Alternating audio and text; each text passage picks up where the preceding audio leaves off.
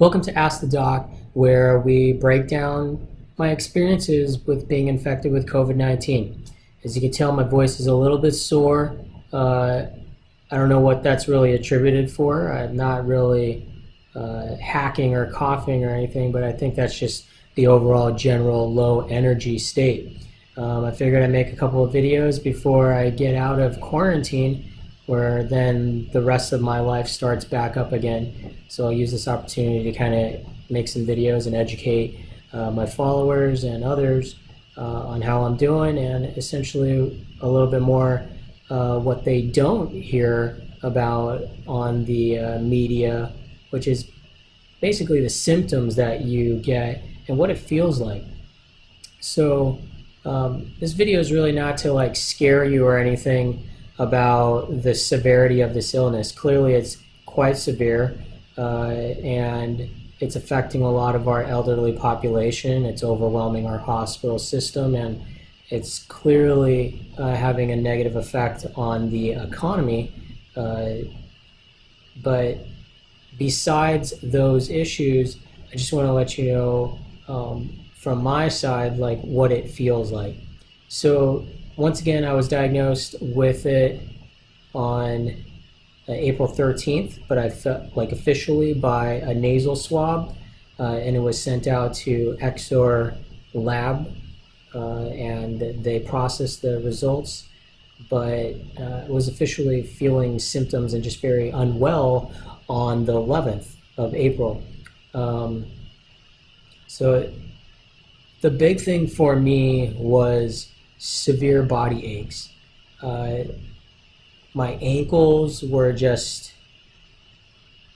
it's really hard to describe, but they felt loose and heavy. My knees were like very unsupportive.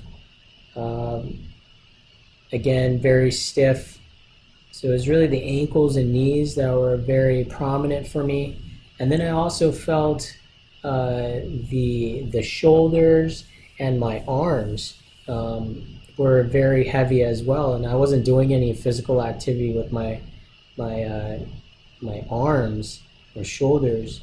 And then next day afterwards, it felt like someone just threw a 30-pound weight, and I had to carry that.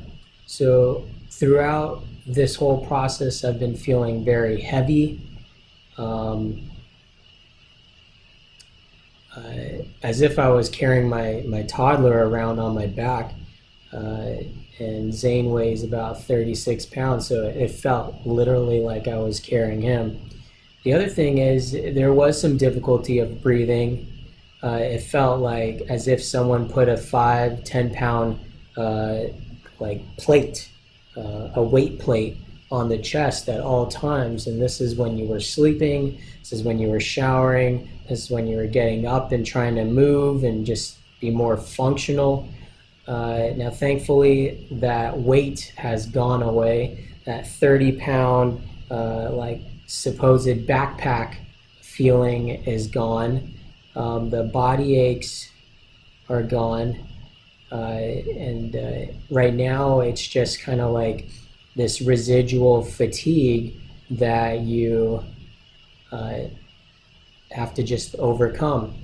And I've spoke to a bunch of physicians and infectious disease docs, and they really don't have the verdict on this, on how long this kind of like fatigue lingers with you, even though you're essentially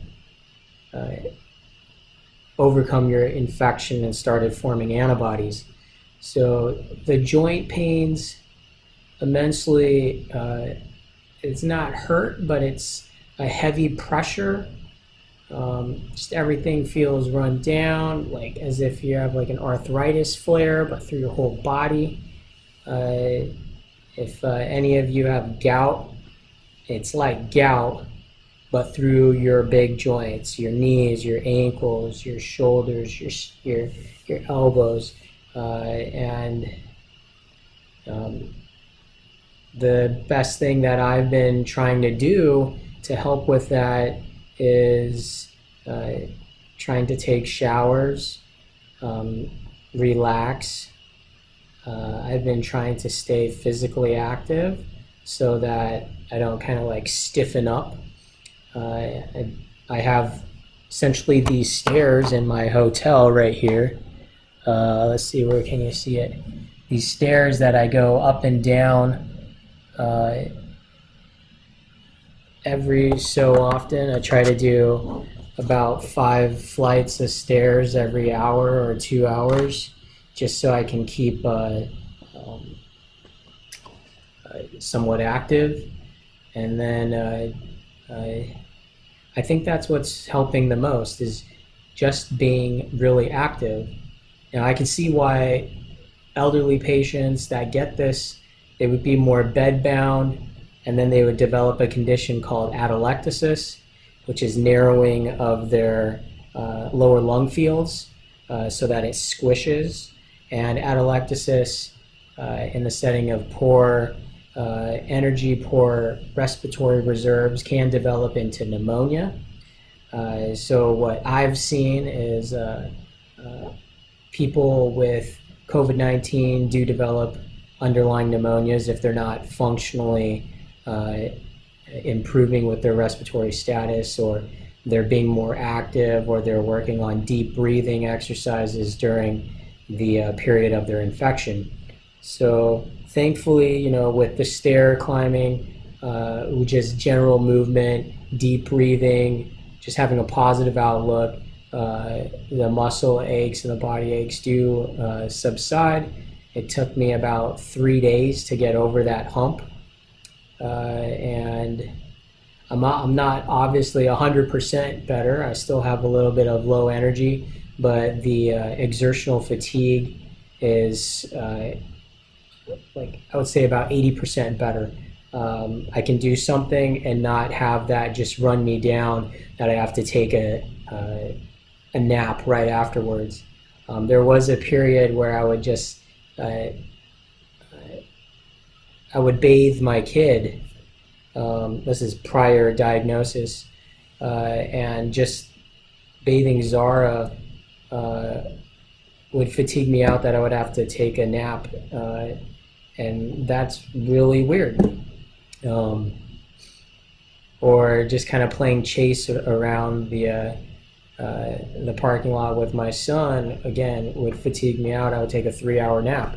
So that's not the case anymore, thankfully. I have better exertional output, I guess, more function. I was able to run a 1/4 mile from the hotel to the end of the block, and then run back, and still have energy and wasn't winded that I had to take a nap. So things are on the positive for me, and